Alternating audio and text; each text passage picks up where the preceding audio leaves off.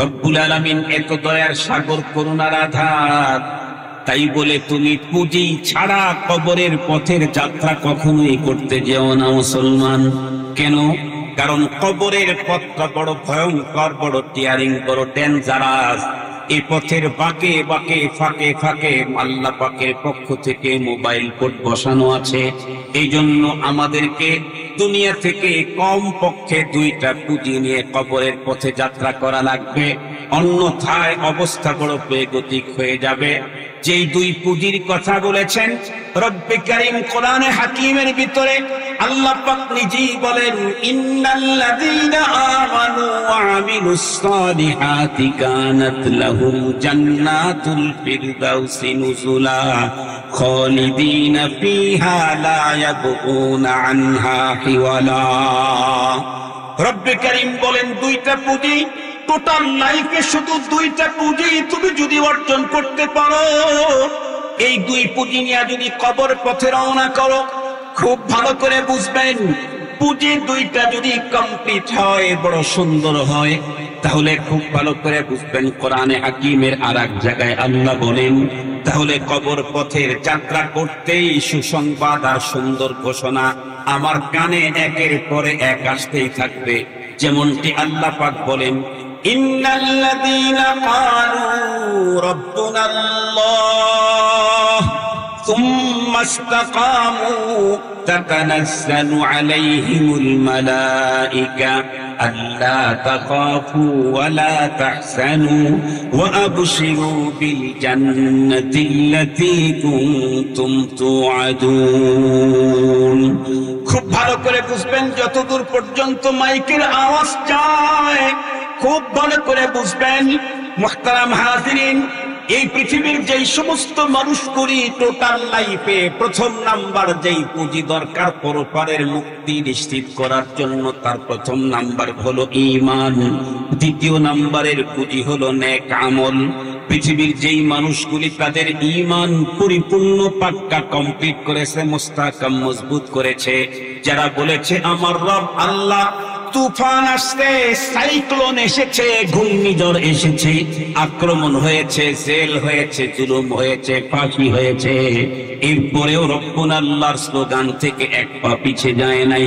রব্বুল আলামিন বলেন, এই স্লোগানটি নিয়ে যেই মানুষগুলি মৃত্যুর দ্বার প্রান্ত পর্যন্ত পৌঁছে যাবে, মৃত্যুকালীন সময়ে যেই ফেরেশতা তার জান কবজ করার জন্য আসবে, সেই ফেরেশতাই ওই লোকের সঙ্গে তার জান কবজ করার আগে তার সঙ্গে হৃদ্যতা তৈরি করবে, আন্তরিকতা গড়ে তুলবে, বন্ধুত্ব তৈরি করবে।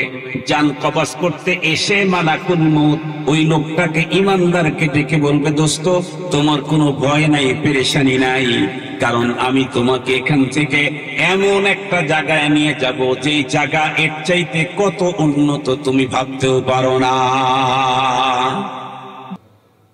গণকবরস্থান স্থাপন উপলক্ষে আজকের এই অনুষ্ঠান। মানুষ কবরস্থানে যায় মরার আগে না পরে, পরে মানুষকে সেখানে কবর দেওয়া হয়। জায়গাই হলো কবরস্থান, কবরের জায়গা। কবরে যাওয়ার আগে মানুষ মারা যায়, তারপরে তাকে কবর দেয়। এই বিষয়টাকে সামনে নিয়েই আমি কোরআনে হাকিমের তেলাওয়াতকৃত আয়াতে কারিমাটাকে চয়েস করেছি। যে আয়াতে কারিমা আমি চয়েস করেছি, তেলাওয়াত করেছি, এই আয়াতে কারিমাতে রব্বুল আলামিন বিশ্ববাসীকে 4টা গুরুত্বপূর্ণ মেসেজ দিয়েছে। কয়টা মেসেজ? 4টা।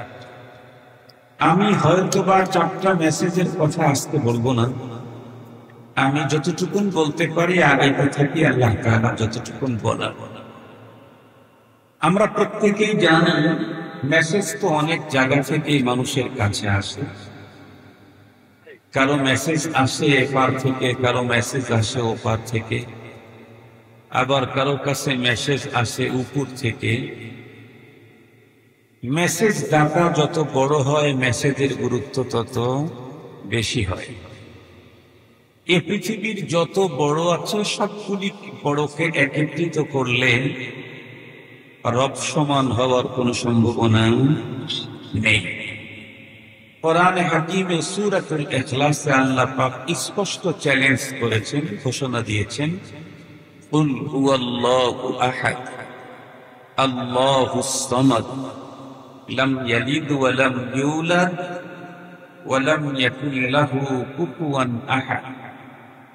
সর্বশেষ আয়াতে আল্লাহ তাআলা বলেন, তাম পৃথিবী হন্য হয়ে তন্ন তন্ন করে খুঁজে একজনকেও রব সমান পাবে না।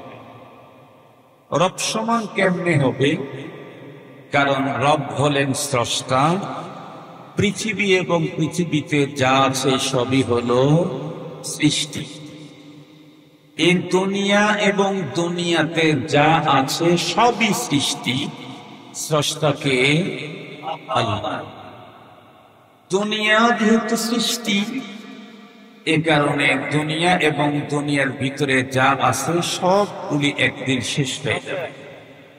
কোরআনে হাকিমে আল্লাহ তাআলা বলেন, কুল্লু মান আলাইহা ফান ওয়া ইয়াবকা ওয়াজহু রাব্বিকা যুল জালালি ওয়াল ইকরাম। সব শেষ হয়ে যাবে। কোরআনে হাকিমের যে আয়াতে কারিমা তেলাওয়াত করেছি, এই আয়াতে কারিমাতে রব্বুল আলামিন প্রথম মেসেজটাই দিয়েছেন এটি। তো মেসেজ যেহেতু রবের পক্ষ থেকে, সঙ্গত কারণে এর চাইতে গুরুত্বপূর্ণ দামি মেসেজ পৃথিবীর কোনো মানুষের কাছে কোনোদিনও আসতে পারে না। রবের পক্ষ থেকে মেসেজ, প্রথম মেসেজটা এমন যেই মেসেজকে অস্বীকার করার মতো মানুষ তামাম পৃথিবীতে একজন ছিল না, এখনো নেই, কিয়ামত পর্যন্ত আসবে। এই পৃথিবীতে রব অস্বীকার করার মতো বহু মানুষ আগেও ছিল, এখনো আছে। এই পৃথিবীতে কোরআন অস্বীকার করার মতো মানুষ অতীতে ছিল, এখনো আছে। এই পৃথিবীতে নবী রাসূলকে অস্বীকার করার মতো মানুষ অতীতে ছিল, এখনো আছে। এমনকি অতীতে তো নিজেকে রব বলে দাবি করার লোকও এসেছিল। তার মধ্যে সবচেয়ে জঘন্যতম বড় একজন, তার নাম হলো ফিরআউন। তার দাবি ছিল কি, আনা রাব্বুকুমুল আ'লা, আমি সবচেয়ে বড় খোদা। রব্বুল আলামিন পৃথিবীর সামনে প্রমাণ করে দিলেন, তুমি পৃথিবীর সবচেয়ে বড় খোদা নও, তুমি হলে পৃথিবীর সবচেয়ে শ্রেষ্ঠতম বেহুদা। বড় খোদা না বেহুদা? কেমনে? হযরত মূসা আলাইহিস সালাম পৃথিবীতে যাতে আসতে না পারে, এ কারণে হাজার হাজার বনি ইসরাইলের শিশুদেরকে সে হত্যা করত। অথচ সেই মূসা পয়গম্বরকে তার বাহিনী দিয়ে, নিরাপত্তা দিয়ে লালন পালনের ব্যবস্থা কে করলো? ফিরআউন নিজেই করল। ফিরআউন নিজে তার বাহিনী দিয়ে, নিরাপত্তা দিয়ে, তাকে খাবারের টাকা দিয়ে সব ব্যবস্থা করে তাকে লালন করল। যেই লোকটা পৃথিবীতে যাতে আসতে না পারে, এ কারণে লক্ষ লক্ষ শিশুকে হত্যা করে সেই লোকটাকে নিজে লালন করা, এটা পৃথিবীর শ্রেষ্ঠ বেহুদার কাজ হতে পারে। মুহতারাম হাজিরিন, যে কথা বলতেছিলাম, ফিরআউন নিজেকে রব বলে দাবি করেছিল, কিন্তু প্রথম যে মেসেজটা আল্লাহ পাক দিয়েছেন, এটা ফিরআউন অস্বীকার করতে পারেনি। রব অস্বীকার করেছে, নিজে রব হওয়ার দাবি করেছে। সেটি কি? আল্লাহ পাক বলেন, কুল্লু নাফসিন যায়িকাতুল মাউত। আল্লাহ পাক বলেন, প্রতিটি প্রাণীকে মৃত্যুর স্বাদ গ্রহণ করতে হবে। প্রতিটি প্রাণী যত ছোটই হোক, যত বড়ই হোক, যার প্রাণ আছে তার মরণ আছে। আমরা প্রত্যেকে জানি পৃথিবীতে এত প্রাণী আল্লাহ পাক তৈরি করেছেন, বিশ্ব সেরা কোন গবেষকের কাছে আল্লাহর তৈরি করা প্রাণীকুলের লিস্ট নাই, সংখ্যা কারো জানা নেই। বরং কোন প্রাণী তো এতটাই ক্ষুদ্রাতি ক্ষুদ্র স্মল সাইজ, যেগুলি আমরা স্বাভাবিক চোখে দেখতেই পাই না। কত প্রাণী এত বড়, যার বিশালতা আমাদের এই মস্তিষ্কে আন্দাজ করতে পারে। প্রাণী যত ছোটই হোক সেও মরে যাবে, তার প্রাণহানি ঘটবে। যত বড়ই হোক তারও মরণ হবেই হবে। এমনকি তামাম পৃথিবীর সকল প্রাণীর প্রাণ নাশের দায়িত্বে নিয়োজিত বিভাগীয় প্রধান হযরতে আজরাইল আলাইহিস সালাম অনেক বিশাল দেহের অধিকারী। তার শক্তি, পাওয়ার, ক্ষমতা এ সম্পর্কে কোরআন হাদিসে হযরত উলামায়ে কেরামদের জবানে আমরা অনেক কথা শুনেছি। মুহতারাম হাজিরিন, সকল প্রাণীর প্রাণ কব্জ করলেও এই বিশাল দেহ আর আকৃতির অধিকারী হযরতে আজরাইল আলাইহিস সালাম, তার কি মরণ হবে না? কথা বলেন, তার মরণ হবে না? তাকেও পড়তে হবে। তার মানে সমস্ত প্রাণীকে মৃত্যুবরণ করতে হবে। এই কথাটা পৃথিবীর আস্তিক নাস্তিক সবাই বিশ্বাস করে, কিন্তু আমাদের মনে রাখতে হবে, আমরা যারা মুমিন মুসলমান, আমাদের বিশ্বাস শুধু মৃত্যু পর্যন্ত না। মৃত্যুর বিশ্বাস তো নাস্তিকেরও আছে, মৃত্যুর বিশ্বাস তো কাফেরেরও আছে, মৃত্যুর বিশ্বাস তো মুশরিকেরও আছে, মৃত্যুর বিশ্বাস তো পৃথিবীর প্রতিটি মানুষের আছে। আমরা যারা মুমিন, আমরা শুধু মৃত্যুকে বিশ্বাস করি এমনটি নয়, বরং মরণের পরে আমাদের লম্বা বিশ্বাস আছে। যেই বিশ্বাসগুলি আমরা শিখেছিলাম, মনে পড়ে কি আপনাদের? ছোট্টবেলায় মর্নিং মক্তবে গ্রাম্য মুন্সির কাছে গিয়ে ফজরের নামাজের পরে মসজিদের বারান্দায় ভাঙ্গা চাটাইয়ের উপরে বসে গ্রাম্য মুন্সি আমাদেরকে কিছু শিখিয়ে দিয়েছিলেন। সেখানে কি কি শিখানো ছিল? তার মধ্যে একটা গুরুত্বপূর্ণ জিনিস শিখানো ছিল, আমানতু বিল্লাহি ওয়া মালাইকাতিহি ওয়া কুতুবিহি ওয়া রুসুলিহি ওয়াল ইয়াউমিল আখির ওয়াল কদরি খাইরিহি ওয়া শাররিহি মিনাল্লাহি তাআলা ওয়াল বা'থি বা'দাল মাউত। খুব ভালো করে কথাগুলি বুঝতে হবে।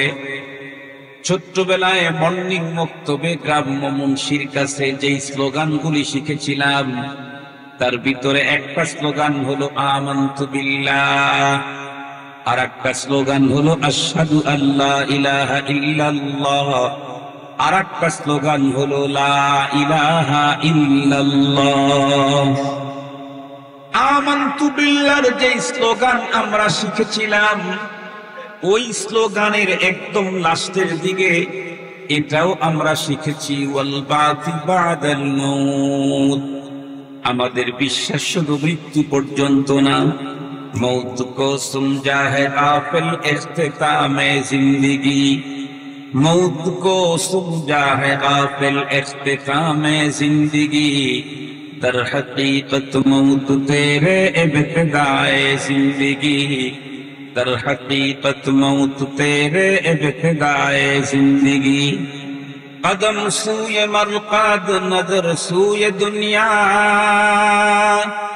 कदम सूए मरकद नजर सूए दुनिया, किधर जा रहा है किधर देखता है, किधर जा रहा है किधर देखता है।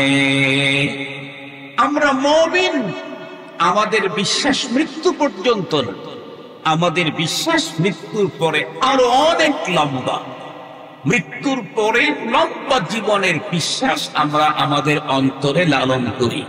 যেমন ইন্নাল হাউদা হাক্কুন ওয়াস সিরাতা হাক্কুন ওয়াল জান্নাতা হক ওয়ান নার হক ওয়াল হিসাব হক, এরকম লম্বা ফেরেশত আছে আমাদের বিশ্বাসে। মুহতারাম হাজিরিন, আমরা যেহেতু মৃত্যুর পরে আরেকটা জীবনের বিশ্বাস করি, আর ওই জীবনটাই হলো আমাদের মূল জীবন। দুনিয়ার 70, 80, 90, 100 বছরের এই জীবন, এটা হলো পরপারের মূল জীবনের ভূমিকা স্বরূপ। মুহতারাম হাজিরিন, খুব ভালো করে বুঝবেন, সঙ্গত কারণে ক্ষণস্থায়ী এই জীবনের সুখ শান্তি আর ভোগ বিলাস এটা একজন মানুষের মূল টার্গেট হতে পারে না। একজন মানুষের মূল সফলতা ক্ষণস্থায়ী জীবনের সফলতা নয়। এই ক্ষণস্থায়ী জীবনের ব্যর্থতা মূল ব্যর্থতা নয়। মূল সফলতা কি? যে আয়াত পড়েছি, এই আয়াতে আল্লাহ তাআলা বলেন, ফামান যুহসিহা আনিন নারি ওয়া উদখিলাল জান্নাতা ফাকাদ ফাজ। প্রকৃত সফল তো ওই ব্যক্তি যেই ব্যক্তি পরপারে যাওয়ার পরে জাহান্নাম থেকে মুক্তি পেয়ে জান্নাতে ঢুকে যাবে। মূল সফলতা হলো তার। খুব ভালো করে বুঝবেন, দুনিয়ার জীবনের অনেক টাকা এটাও চূড়ান্ত সফলতা নয়। দুনিয়ার জীবনের অনেক পাওয়ার, লম্বা টাইমের পাওয়ার, এটাও চূড়ান্ত সফলতা নয়। দুনিয়ার জীবনের অনেক শক্তি, জনপ্রিয়তা, এটাও চূড়ান্ত সফলতা নয়। কেন? আপনাদেরকে বুঝবার জন্য ছোট্ট ছোট্ট কয়েকটা কথা বলি। ধরেন আপনাদের কারো সম্পদ বাড়তে বাড়তে বাড়তে বাড়তে আপনি বিল গেটসকে দ্বিতীয় নম্বরে ফেলে আপনি আগে চলে গেলেন। বিল গেটসের চাইতে আপনার সম্পদ বেশি হলো, ধরে নিলাম হয়ে গেল সম্পদ। আপনার গাড়ি কতগুলি আপনার কাছে হিসাব নেই, আপনি একটা ওয়ান টাইম ইউজ করেন।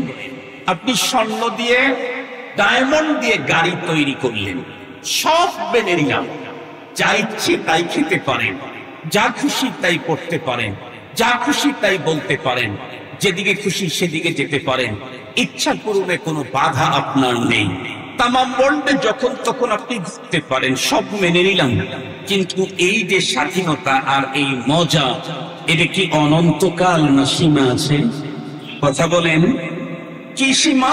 আল্লাহ পাক বলেন, লিকুল্লি উম্মাতিন আজাল, লিকুল্লি উম্মাতিন আজাল, ইযা জাআ আজালুহুম লা ইস্তাখিরুনা সাআতান ওয়া লা ইস্তাকদিমুন। मौत जिस दिन आ गई दुनिया की हालत क्या हुई, रूह तन से उड़ गई मुर्दा की हालत क्या हुई।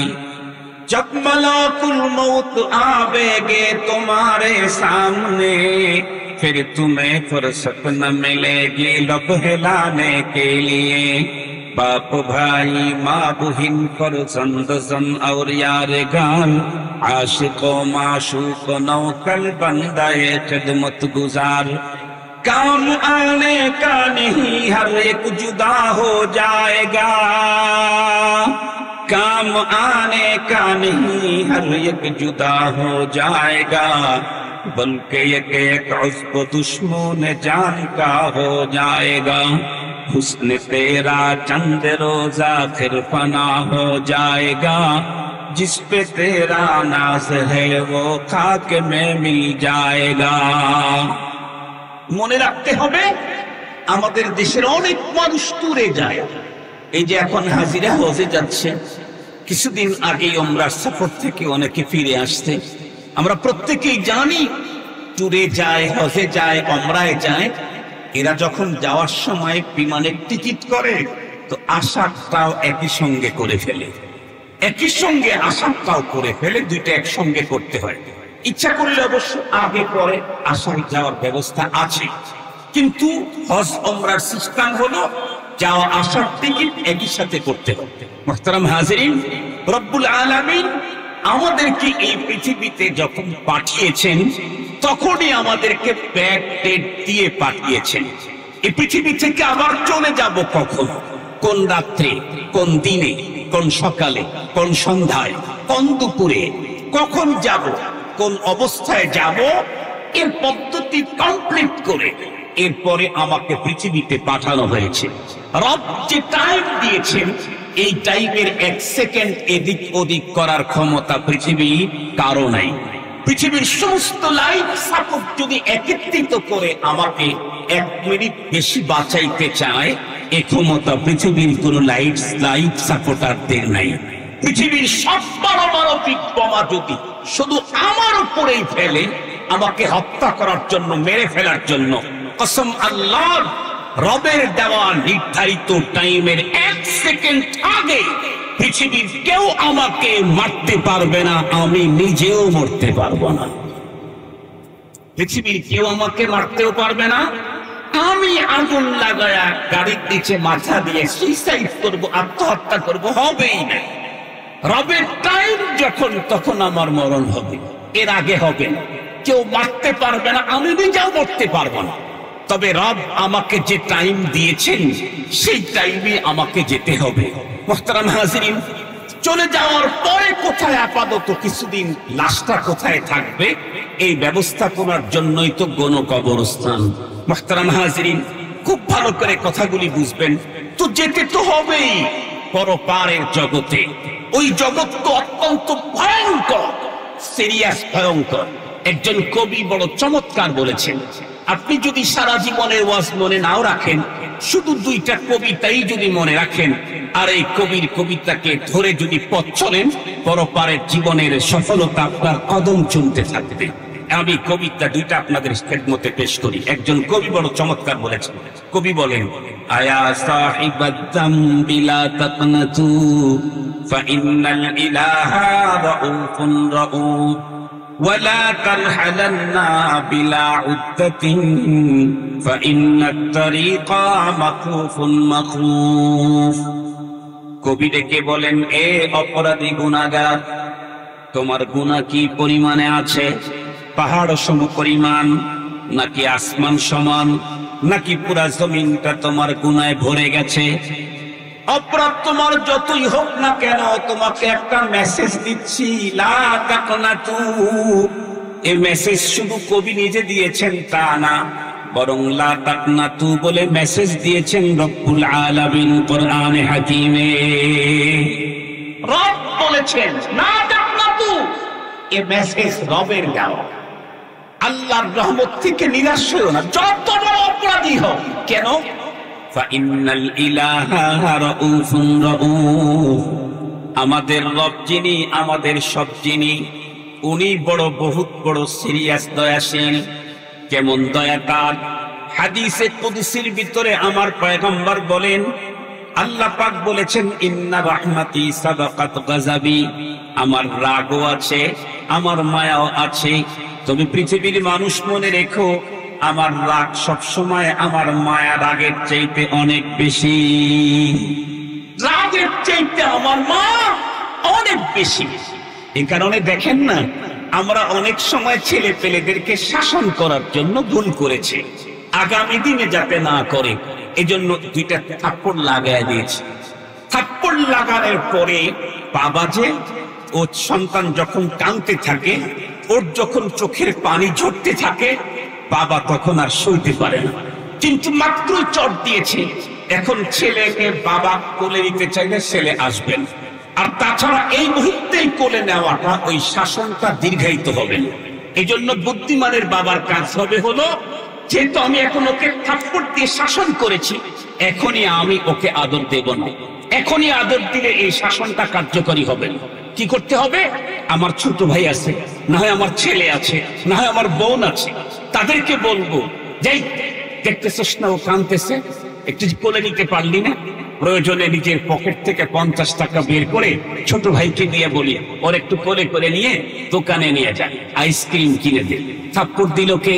আমি। আবার আইসক্রিম কিনে দেওয়ার ব্যবস্থা কে করলো? কথা বলেন না কেন ভাই? আমি। কোলে উঠানোর জন্য আমি আর একজনকে ধমক দিলাম, আমি এ কাজ করলাম কেন? বাবা তো আমি, তাই আমার অন্তরে খুব মায়া। সন্তানের চোখের পানি আমি সইতে পারি, সন্তানের বিলাপ আমার কলিজা সহ্য হয় না। পৃথিবীর সমস্ত বাবা কেন, পৃথিবীর সমস্ত মানব দানব যত হায়ার জানোয়ার আছে, সবগুলির মায়া এক জায়গায় করলে 1% হবে। এই রকমের 99% মায়া আল্লাহ তার নিজের কাছে রিজার্ভ করে রেখেছেন আমাকে আপনাকে করার জন্য। সারা দুনিয়ার যত প্রাণী আছে সবার অন্তরে আছে 1%, আর 99% রেখে দিয়েছেন রব আমাকে মায়া করার জন্য। খুব ভালো করে বুঝবেন। এ কারণেই তো হাদিস ভালো করে বোঝার চেষ্টা করেন। এ কারণেই তো রব্বুল আলামিন আমাদেরকে কখনো দুঃখ দেন, কখনো ধাক্কা দেন, কখনো কষ্ট দেন, কখনো আঘাত দেন, কখনো সম্পদ, কখনো সন্তান, কখনো সম্মান হানি করেন। কে? রব। বিল আকবাল লাআল্লাহুম ইয়ারজিউন। আল্লাহ পাক বলেন, বড় বড় পানিশমেন্টের আগে স্যাম্পল ছোটখাটো পানিশমেন্ট আমি বান্দাদেরকে দেই, যাতে করে আর কখনো অপরাধের দিকে না অগ্রসর হয়। খুব ভালো করে বুঝবেন। তো আমি যখন কষ্ট পেয়ে, দুঃখ পেয়ে যখন কান্না শুরু করছি, আমার রবের তো আর ভালো লাগতেছে না। এই জন্য রব কি করলেন? রব তার রাসূলকে দিয়ে আর একজনকে বলে দিলেন, কি? আমি ওরে অসুস্থ বানাইছি, তুমি ওকে দেখতে যাও, তুমি ওকে দেখতে যাও। শরীয়ত সিস্টেম করে দিলেন ইয়াদাতুল মারিজ, অসুস্থকে দেখভাল করা একজন মুসলমানের হক আর একজন মুসলমানের প্রতি। আমি একজন অসুস্থ মানুষকে ওয়ান টাইম দেখতে যাব, অল্প সময়, তাতে রব আমাকে কি দিবেন? হাদিসে পাকের মধ্যে এসেছে, মা মিন মুসলিমিন ইয়াউদু মুসলিমান গাদওয়াতান।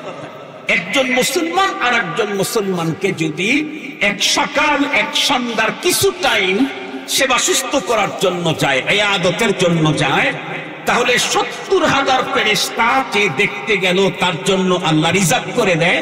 এই 70,000 ফেরেশতা সন্ধ্যা পর্যন্ত যে রোগীকে দেখতে গেল, রোগীর জন্য না, যে দেখতে গেল তার মাগফিরাতের জন্য আল্লাহর কাছে অবিরাম দরখাস্ত দিতে থাকে। আমি হাদিস খুব ভাবলাম যে অসুস্থ তো আল্লাহই আমাকে দিলেন, সাথে সাথে আর একটা ভাইকে আমার কাছে পাঠাবার জন্য এত বড় অফার দিলেন। কি? তুই আমার ওই বান্দার কাছে যাবি, 2 মিনিট বসবি, বলবি যে মুসিবত আল্লাহর পক্ষ থেকে আসে, আল্লাহই দূর করে দিবে। এতটুকুন কথা বলতেই রব্বুল আলামিন যে দেখতে গেল তার জন্য 70,000 ফেরেশতা রিজার্ভ করলেন। কেন? কারণ হলো দুঃখ আল্লাহ দিয়েছেন, সেই দুঃখটা যাতে আমার অন্তরে না থাকে, এজন্য আমার ভাইকে কোটি কোটি নেকির অফার দিয়ে আমার কাছে পৌঁছায়া দিয়েছেন আল্লাহ। মুসলমান ভাইরা আমার কথা ভালো করে বুঝবেন। যেই কথাগুলি বলতেছিলাম, মূল টার্গেট হলো এই পৃথিবী ছেড়ে পরপারের জগতে আমাকে যেতেই হবে। জীবনে অপরাধ করেছি অনেক, তাতে নিরাশ হওয়ার কিছু নেই, কারণ আল্লাহ পাক রব্বুল আলামিন এত বড় দয়া, এত বড় মায়ার মালিক। আমি 1000 বছর পর্যন্ত যত অপরাধ করতে পারি, সকল অপরাধের পরে যখন কান্নায় ভেঙ্গে পড়ব, দিলে দিলে মালিকের সঙ্গে যখন শেয়ার করব, আর চোখের কর্নার দিয়ে 2 ফোঁটা পানি যখন জমিনের ভিতরে ছেড়ে দেব, আমার রব তখন আমার 2 ফোঁটা চোখের পানি সহ্য করতে পারবেন না, মুহূর্তেই মাফ করে দিবে। এজন্য নিরাশ হওয়ার কোনো সুযোগ নাই। সাথে সাথে কবি আরো একটা গুরুত্বপূর্ণ মেসেজ দিয়েছেন, ওয়ালা তারহালান্না বিলা উদ্দাতিন ফাইন্নাত তারিকা মাখুফুন মাখুফ। রব্বুল আলামিন এত দয়ার সাগর, করুণার আধার, তাই বলে তুমি পুঁজি ছাড়া কবরের পথের যাত্রা কখনোই করতে যেও না মুসলমান। কেন? কারণ কবরের পথটা বড় ভয়ঙ্কর, বড় টিয়ারিং, বড় ডেঞ্জারাস। এই পথের বাঁকে বাঁকে, ফাঁকে ফাঁকে আল্লাহ পাকের পক্ষ থেকে মোবাইল কোড বসানো আছে। এই জন্য আমাদেরকে দুনিয়া থেকে কম পক্ষে 2টা পুঁজি নিয়ে কবরের পথে যাত্রা করা লাগবে, অন্যথায় অবস্থা বড় বেগতিক হয়ে যাবে। যেই 2 পুঁজির কথা বলেছেন রব্বে কারীম কোরআনে হাকিমের ভিতরে, আল্লাহ পাক নিজেই বলেন, ইন্নাল্লাযীনা আমানু ওয়া আমিলুস সালিহাতি কানাত লাহুম জান্নাতুল ফিরদাউসি নুজুলা খালিদিনা ফিহা লা ইয়াবগুনা আনহা হিওয়ালা। রব্বে কারীম বলেন 2টা পুঁজি, টোটাল লাইফে শুধু 2টা পুঁজি তুমি যদি অর্জন করতে পারো, এই 2 পুঁজি নিয়ে যদি কবর পথে রওনা করো, খুব ভালো করে বুঝবেন, পুঁজি 2টা যদি কমপ্লিট হয়, বড় সুন্দর হয়, তাহলে খুব ভালো করে বুঝবেন কোরআনে হাকিমের আর এক জায়গায় আল্লাহ বলেন, তাহলে কবর পথের যাত্রা করতেই সুসংবাদ আর সুন্দর ঘোষণা আমার কানে একের পরে এক আসতেই থাকবে। যেমনটি আল্লাহ পাক বলেন, ইন্নাল্লাযীনা ক্বালু রাব্বুনাল্লাহ সুম্মা ইসতাকামু তাতানাজ্জালু আলাইহিমুল মালায়েকা আল্লা তাখাফু ওয়া লা তাহজানু ওয়া আবশিরু বিল জান্নাতিল্লাতী কুনতুম তুআদুন। খুব ভালো করে বুঝবেন, যতদূর পর্যন্ত মাইকের আওয়াজ যায় খুব ভালো করে বুঝবেন। মুহতারাম হাজিরিন, এই পৃথিবীর যেই সমস্ত মানুষগুলি টোটাল লাইফে প্রথম নাম্বার যেই পুঁজি দরকার পরপারের মুক্তি নিশ্চিত করার জন্য, তার প্রথম নাম্বার হলো ঈমান, দ্বিতীয় নাম্বারের পুঁজি হলো নেক আমল। পৃথিবীর যেই মানুষগুলি তাদের ঈমান পরিপূর্ণ পাক্কা কমপ্লিট করেছে, মুস্তাহকাম মজবুত করেছে, যারা বলেছে আমার রব আল্লাহ, তুফান আসছে, সাইক্লোন এসেছে, ঘূর্ণিঝড় এসেছে, আক্রমণ হয়েছে, জেল হয়েছে, জুলুম হয়েছে, ফাঁসি হয়েছে, এরপরেও রব্বুল আল্লাহর স্লোগান থেকে এক পা পিছিয়ে যায় নাই। রব্বুল আলামিন বলেন, এই স্লোগানটি নিয়ে যেই মানুষগুলি মৃত্যুর দ্বার প্রান্ত পর্যন্ত পৌঁছে যাবে, মৃত্যুকালীন সময়ে যেই ফেরেশতা তার জান কবজ করার জন্য আসবে, সেই ফেরেশতাই ওই লোকের সঙ্গে তার জান কবজ করার আগে তার সঙ্গে হৃদ্যতা তৈরি করবে, আন্তরিকতা গড়ে তুলবে, বন্ধুত্ব তৈরি করবে। জান কবজ করতে এসে মালাকুল মউত ওই লোকটাকে, ঈমানদারকে ডেকে বলবে, দোস্ত তোমার কোনো ভয় নাই, পেরেশানি নাই, কারণ আমি তোমাকে এখান থেকে এমন একটা জায়গায় নিয়ে যাব যেই জায়গা এর চাইতে কত উন্নত তুমি ভাবতেও পারো না। যে ফেরেশতা আমার জান কবজ করতে আসছে, সে এসে আমার সাথে হৃদ্যতা করবে, সে আমার সাথে বন্ধুত্ব গড়ে তুলবে, সে আমাকে অফার, অনেক বড় বড় অফারের কথা বলবে, সে আমাকে আমার সঙ্গে সে মহব্বত তৈরি করবে, সে আমাকে বলবে ভয় নেই, পেরেশানি নেই। কততলা বিল্ডিং রেখে যাচ্ছ তুমি, কততলা? কি বার্জাল খলিফার মালিক তুমি? দুবাইয়ের সবচেয়ে পৃথিবীর উঁচু বিল্ডিং বর্তমানে দুবাইতে, এই বিল্ডিং এর মালিক তুমি, তাতেও কোনো পেরেশানি নেই। কেন? তোমার জন্য যেটা রেডি করা হয়েছে সেটা আর কি বলবো, তোমার ওই বিল্ডিং এর সবকিছু দিয়ে তোমার জন্য যে বিল্ডিং তৈরি করা হয়েছে, সেই বিল্ডিং এর একটা সিকনের দাম হবে না। কিতাবের ভিতরে এসেছে, কোন ঈমানদার দীর্ঘদিন দুনিয়াতে থাকার কারণে দুনিয়া থেকে তার দিল চলে যেতে চায় না। আজরাইল আলাইহিস সালাম জান্নাতের সুসংবাদ যতই সুন্দর ওয়াজ করে, তারপরেও দিলটা বের হতে চায় না।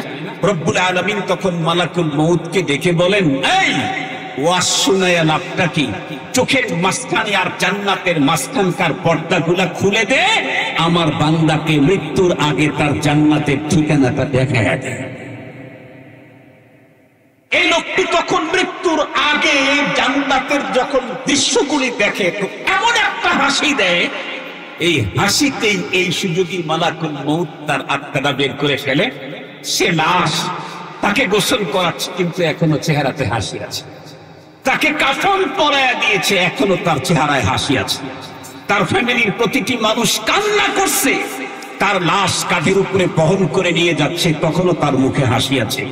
কবরে নামাবার পর যখন তার মাথার দিকের মলনটা খুলে দিল, সবাই তিন মুখ করে মাটি দিচ্ছে, তখনও লোকটার মুখে হাসি আছে। কিসের হাসি? কেন হাসি? এ হাসি তো দুনিয়ায় যেই জায়গায় ছিল তার চাইতে যেখানে যাওয়ার জন্য আজরাইল আলাইহিস সালাম দেখাইছেন, ওই দেখে খুশির হাসিতেই হেসে চলে যাচ্ছে। এজন্য লাগবে কয়টা পুঁজি যেন? কথা বলেন না, কয়টা পুঁজি? কবরস্থান তৈরি করলাম, কিন্তু সেই কবরের জগতে গিয়ে যদি আগুন জ্বলে তাহলে তো লাভ হলো না। কথা বলেন না কেন ভাই? কবরস্থান তৈরি করলাম, ওই কবরে গিয়ে যেন আমি হাসতে পারি, ও কবরে যেন আমার শান্তির ঘর হয়। এই জন্য কিছু করণীয় আছে। দুইটা পুঁজির কথা কোরআনের এক আয়াতে আল্লাহ তাআলা বলেন, এই দুইটা পুঁজি যার কাছে আসে, সে প্রাইম মিনিস্টার যদি হয় তার কোনো পেরেশানি নাই, সে যদি উকিল হয় তারও কোনো পেরেশানি নাই, সে যদি বিরোধী দলীয় নেতা হয় তারও কোনো পেরেশানি নাই, সে যদি কোনো দলের নেতা কর্মী কিচ্ছু না হয় তাতেও কোনো পেরেশানি নাই, সে যদি স্টেটলেস হোমলেস, ঘর নাই, বাড়ি নাই, ঠিকানা নাই, পরিচিতি নেই, কেউ তার না চিনে, কিন্তু তার কাছে আছে সেই মহাসম্পদ দুইটা, একটা হলো ঈমান আর একটা হলো নেক আমল। তাহলে তার কোনো পেরেশানি নেই। তার প্রথম নাম্বারটার নাম কি বলেন? আর একটু জোরে বলেন নাকি? আরো একটু জোরে বলেন। মুহতারাম হাজরিন, ঈমান আছে তো আমাদের, পুঁজি তো দুইটাই লাগবে। তার মধ্যে প্রথমটা ঈমান। ঈমান কি আছে? ভালো করে বুঝবেন, অত সহজ না। আছে বলা যত সহজ, ঈমান দেখানো অত সহজ। আমি আপনাদেরকে একদম ছোট্ট একটা কথা বলবো, আপনারা বাসায় গিয়ে ভাববেন যে আমার ঈমানের কন্ডিশনটা তাহলে কি। আমি তো হাজী সাহেব 10 বার হজ করছি, আমি তো 25 বার উমরা করছি, আমি তো মসজিদের মোতাওয়াল্লি, আমি তো মাদ্রাসার শেখুল হাদিস, আমি তো তরিকতের পীর, সব ঠিক আছে, কিন্তু ঈমানও কি আমার ঠিক মতো আছে কিনা এটাকে সহজে বুঝবার জন্য একটা ছোট্ট প্রেসক্রিপশন, একটা টিপস আপনাদের খেদমতে বলি। আপনারা বলেন তো দেখি, একজন মানুষ তার নামাজকে সহিশুদ্ধ করতে চাইলে নামাজের আগে কিছু ফরজ আছে না ভাই? নামাজের বাহিরে ভিতরে কত ফরজ? কত বলেন? নামাজের বাহিরে ভিতরে কত ফরজ? নামাজের আগে যে ফরজগুলি আছে তার মধ্যে একটা হলো কাপড় পবিত্র হওয়া। কাপড় কি হওয়া? এটা একটা ফরজ। তো এখন ধরেন কাপড়টা পবিত্র করতে চাইলে কি করা লাগে? ডাব সাবান দিয়ে ধুতে হয়? না না, এই কাপড়টাকে পবিত্র করতে চাইলে ধরেন দুনিয়াতে 10 আইটেমের অপবিত্রতা আছে, যেমন মানুষের পেশাব, মানুষের পায়খানা, মানুষের শরীরের পুষ, পানি, মানুষের শরীরের ব্লাড, এই জাতীয় অনেক 10টা আইটেম ধরেন দুনিয়াতে 10 আইটেমের নাপাকি আছে। এই সবগুলা থেকে যদি এই কাপড়টা সেফ থাকে তাহলে কাপড়টা পবিত্র। ভালো করে বুঝবেন কথা।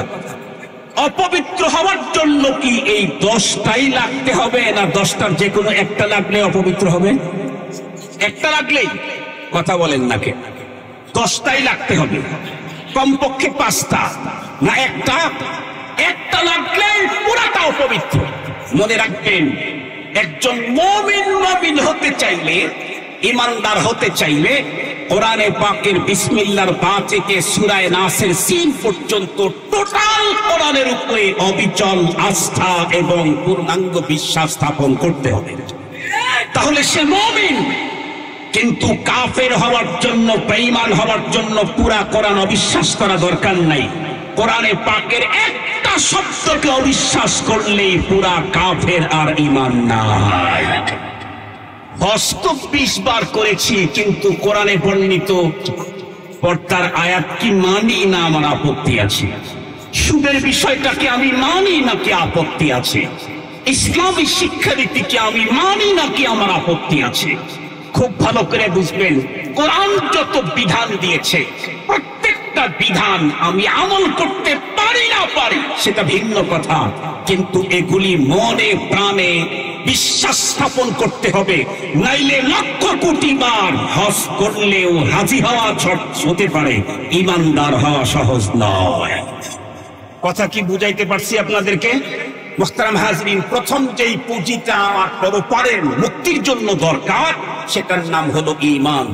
দুঃখের কথা বলতে হয়, আজকে মুসলমানদের সন্তানদেরকে শিক্ষিত করতে গেলে যেই বিদ্যালয়গুলিতে পড়ানো হয়, একেবারে প্লে নার্সারি থেকে শুরু করে FRCS ডিগ্রি নেওয়া পর্যন্ত কোথাও ঈমান শিখানোর ব্যবস্থা নাই। আমাদের যাদের বয়স 50 ঊর্ধ্ব, ছোটবেলায় আমরা ভাঙ্গা মসজিদে নামাজ পড়েছি। মসজিদের ফ্লোর পাকা ছিল না, ছিল কাঁচা ফ্লোর, সেখানে চাটাই বিছানো থাকতো। 5 হাত চাটাইটা ভাঙতে ভাঙতে 1.5 হাত হয়ে যেত। সকালবেলায় মর্নিং বক্তব্যে আমাদের অশিক্ষিত বাবা আর মা পৌঁছায় দিতেন গ্রাম্য মুন্সির কাছে। গ্রাম্য মুন্সি আমাদেরকে কয়েকটা স্লোগান শিখিয়ে দিয়েছিল, তার ভিতরে একটা হলো আমানতু বিল্লাহি ওয়া মালাইকাতিহির স্লোগান, আর একটা হলো লা ইলাহা ইল্লাল্লাহর স্লোগান, আর একটা হলো আশহাদু আল্লা ইলাহা ইল্লাল্লাহর স্লোগান। আজকের আমার দেশের আধুনিক স্মার্ট বাংলাদেশে বাবা যারা, তারা তাদের সন্তানকে আশহাদু আল্লা ইলাহা ইল্লাল্লাহর স্লোগান শিখায় না, লা ইলাহা ইল্লাল্লাহর স্লোগান শিখায় না, তাদেরকে আমানতু বিল্লাহর স্লোগান শিখায় না, তাদেরকে ইংলিশ মিডিয়ামে পড়ায়া, বিদেশ থেকে উন্নত মানের ডিগ্রি অর্জন করায়া দুনিয়াতে এস্টাবলিশ করার জন্য পাগল হয়ে গেছে। আল্লাহর কসম করে বলতে পারি, তাম দুনিয়ার যত বিশ্ববিদ্যালয় আছে সমস্ত বিশ্ববিদ্যালয় একত্রিত হয়ে মর্নিং বক্তব্যের গ্রাম্য মুন্সি আমানতু বিল্লাহর পুঁজির সমান পুঁজি দুনিয়া দিতে পারে না। মর্নিং বক্তব্যে গ্রাম্য মুন্সি আমাকে আমানতু বিল্লাহর যে পুঁজি দিয়েছিলেন, এই মানের পুঁজি আমেরিকার কোন বিশ্ববিদ্যালয় নাই, এই মানের পুঁজি লন্ডনের কোন বিশ্ববিদ্যালয় নাই, এই মানের পুঁজি স্কটল্যান্ড, আয়ারল্যান্ড, ফিনল্যান্ড, পৃথিবীর কোন ল্যান্ডে নাই। মুহতারাম হাজিরিন, আমানতু বিল্লাহর পুঁজি ছাড়া পরপারে মুক্তির কোন সম্ভাবনাই নেই। এজন্য আসুন, আমি নিজে মুক্তি পেলেই তো হলো না, আমার সন্তানের একটু শান্তির জন্য উন্নত স্কুল খুঁজি। এক জায়গাতে 10,000, আর এক জায়গায় 10 লাখ, 10 লাখ টাকা দিয়ে আমার সন্তানকে স্কুলে ভর্তি করাই, ওকে আগামী দিনে সুখে রাখার জন্য। তাই যদি হয়, তাহলে আমার সন্তানকে জাহান্নামের আগুন থেকে মুক্ত করার প্রোগ্রাম আমাকে হাতে নিতে হবে। আসুন আমরা আমাদের সন্তানদেরকে জীবনের শুরুতেই প্রথমেই ইসলাম এবং ঈমান, তালিমাতে তাওহীদ, এইগুলি আমরা তাদেরকে শিক্ষা দিয়ে আমরা আমাদের জিম্মাদারি পরিপূর্ণ করি। আল্লাহ পাকের কোরআনে আল্লাহ তাআলা আমাদেরকে আগেই মেসেজ দিয়েছেন, প্রকৃত সফলতা দুনিয়ার গাড়ি বাড়ি নারীর মধ্যে না, পরপরের জীবনে জাহান্নাম থেকে মুক্তি পেয়ে জান্নাতে ঢুকতে পারলেই সফলতা। আর সেই সফলতা অর্জনে 2টা পুঁজি লাগবে, তার মধ্যে 1 নাম্বার ঈমান। ঈমান আমাকে জানতে হবে, আমার পরিবারের সকলের জন্য ঈমান জরুরি। আল্লাহ পাক তৌফিক দান করুক। ওয়া আখিরু দাওয়ানা আনিল হামদুলিল্লাহি রাব্বিল আলামিন।